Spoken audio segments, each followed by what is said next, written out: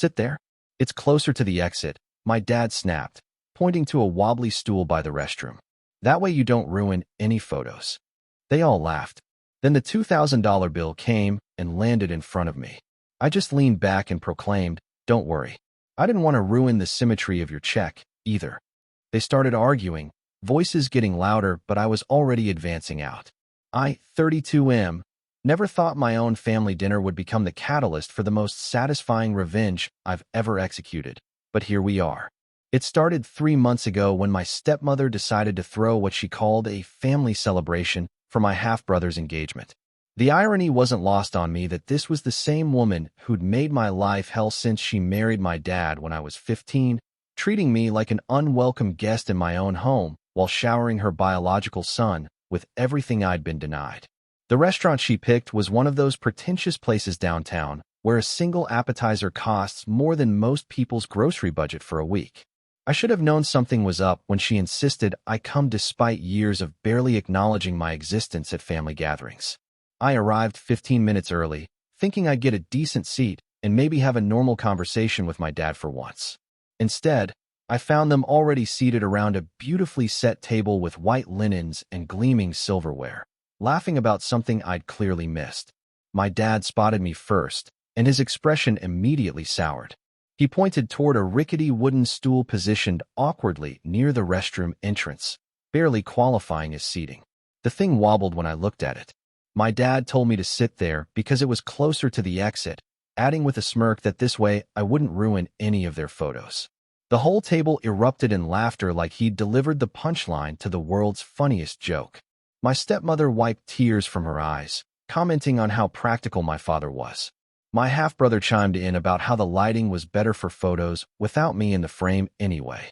Even his fiancée, whom I'd met exactly twice, giggled behind her hand. I sat on that stool, feeling it rock beneath me every time I shifted my weight, and watched them take endless pictures of their perfect little family unit. They posed with champagne flutes, with the engagement ring catching the light, with matching smiles that never included me. I wasn't even asked to take any photos for them. Apparently, my presence was too disruptive even for that small service. The meal progressed exactly as I expected. They ordered the most expensive items on the menu without even glancing at prices. Lobster, Wagyu beef, bottles of wine that cost more than my monthly car payment. My stepmother made a show of asking if I wanted anything, but her tone suggested she hoped I'd decline. I ordered a basic pasta dish and water, not wanting to give them more ammunition. Throughout dinner, they regaled each other with stories that systematically excluded me. Remember when we went to Europe last summer? Remember the family cruise where we had such a wonderful time? Remember. Always memories that involved everyone except me.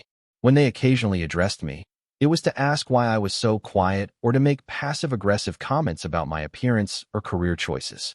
My half-brother announced his promotion at his law firm, and everyone raised their glasses in celebration.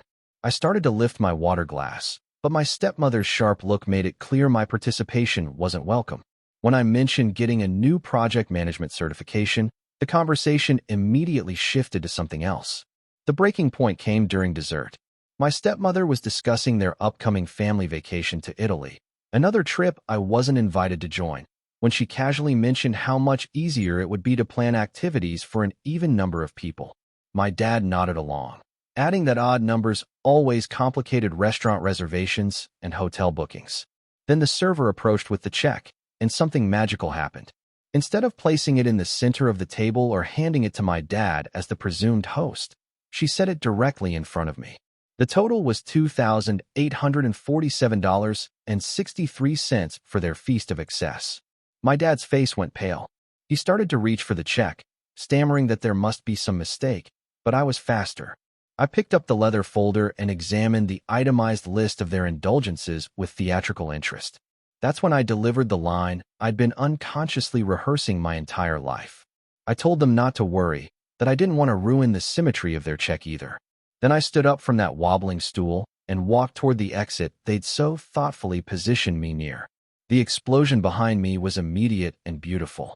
My dad's voice cracked as he called my name, suddenly desperate for my attention. My stepmother's shrill protests about how I couldn't just leave echoed through the restaurant. My half-brother demanded I come back and pay my share, conveniently forgetting that my pasta cost $38 compared to his $120 steak. I didn't turn around.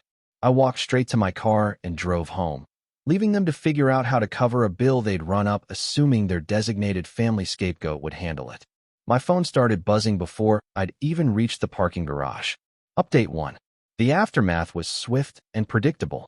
My dad called 17 times in the first hour, leaving increasingly frantic voicemails that progressed from anger to bargaining to outright panic. He explained that they didn't have enough credit available to cover the bill and asked if I could come back to help sort things out. When I didn't respond, he texted that they were stuck at the restaurant and needed me to be reasonable. My stepmother left exactly one message, her voice dripping with venom as she called me selfish and ungrateful, listing everything they'd ever done for me, which was apparently letting me live in my father's house during high school and including me in family photos twice. She concluded by saying I'd always been a disappointment, and this proved it. My half-brother took a different approach, sending a long text about family loyalty and how I was embarrassing everyone over money. He reminded me that blood was thicker than water and that I was acting like a child. The irony of him lecturing me about maturity while expecting me to pay for his celebration dinner was apparently lost on him. I turned off my phone and went to bed. The next morning brought a new wave of communication. My dad had apparently convinced the restaurant manager to let them leave with a promise to return and settle the bill within 24 hours. He was now alternating between guilt trips about disappointing his wife and desperate offers to pay me back if I'd just cover it temporarily.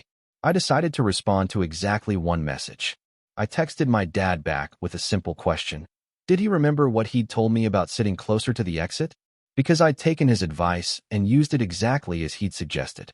Update 2. 3 days later, my dad showed up at my apartment unannounced. He looked like he hadn't slept, his usually pristine appearance disheveled, and his eyes rimmed with exhaustion. He told me they'd had to liquidate some investments to pay the restaurant bill, and that my stepmother was furious with both of us. He sat heavily on my couch and started what I recognized as his standard manipulation routine. He talked about how I was his son and how family was supposed to stick together. He asked me why I was being so vindictive over what he claimed was just a misunderstanding about seating arrangements. He said my stepmother had just been nervous about the photos and hadn't meant anything personal by it. I let him finish his entire speech before responding. Then I asked him to recall every family gathering for the past 5 years and tell me where I'd been seated at each one. I asked him to name one family vacation I'd been invited to join. I asked him to remember the last time he'd called me just to check in, not because he needed something. The silence stretched between us for several minutes. Finally, he admitted that maybe they hadn't been as inclusive as they should have been, but insisted that didn't justify what I'd done at the restaurant. He said my stepmother was talking about cutting contact with me permanently, and that my half-brother felt I'd betrayed the family. I told him that sounded perfect, since they'd already been treating me like I wasn't part of the family anyway. At least now we could all stop pretending otherwise. He left looking even more defeated than when he'd arrived. Update 3. 2 weeks passed without contact, which was honestly the most peaceful 2 weeks I'd had in years. No obligatory family dinners where I was treated like an inconvenience. No guilt trips about missing events I'd never been properly invited to. No walking on eggshells around my stepmother's passive-aggressive comments. Then my half-brother's wedding invitation arrived. It was one of those expensive, multi-card affairs with layers of tissue paper and ribbon. My name was written in elegant calligraphy on the outer envelope. Inside, along with all the ceremony details, was a handwritten note from my half-brother saying he hoped I could put our differences aside for his special day. I almost laughed out loud.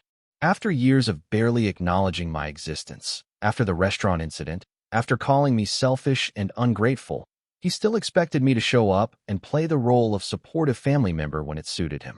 I RSVP'd that I wouldn't be attending and included a note explaining that I didn't want to ruin any of their wedding photos by being in them. 3 days later, my dad called. His voice was different this time, tired, maybe even defeated. He told me that my stepmother had been expecting me to decline, but my half-brother had genuinely hoped I'd come.